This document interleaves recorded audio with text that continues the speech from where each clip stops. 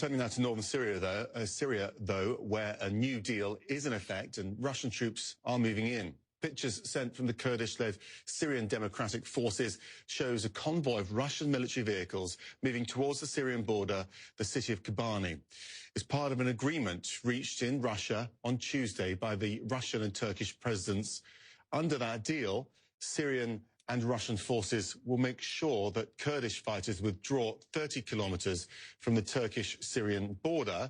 And the Kremlin is warning if the Kurds don't comply, they risk being steamrolled by the Turkish army. On the one hand, you have the Russians increasing the territory where they have influence in Syria, moving Syrian government forces back in, also partnering with a NATO country. Well, at the same time, all of this, of course, Max, comes at the expense of the United States after the U.S. pulled out its forces, and, of course, even more so than that, at the expense of the Kurds, who were so important in fighting ISIS together with the United States. The big flashpoints, the big problems potentially are threefold. Firstly, the area that Turkey's allowed to keep that runs 32 kilometers into territory, well, that butts straight onto the Syrian Kurds along a main highway called M4. That's problematic because it could lead to clashes there potentially, and there aren't any sort of peacekeeper buffer areas in this plan outlined there. Maybe that's something they'll address in the future. You've got to also remember too that the Syrian Kurds and the Syrian regime, while they're allies now, they have had tensions. There are some Syrian Kurds who are frightened of the regime. There are some Syrian Kurds who work closely with the Americans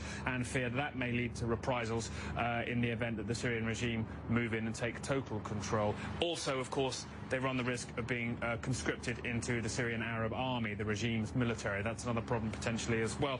And then finally, on top of this, we have to really assess the viability of this massive monitoring mission along the entirety of the border.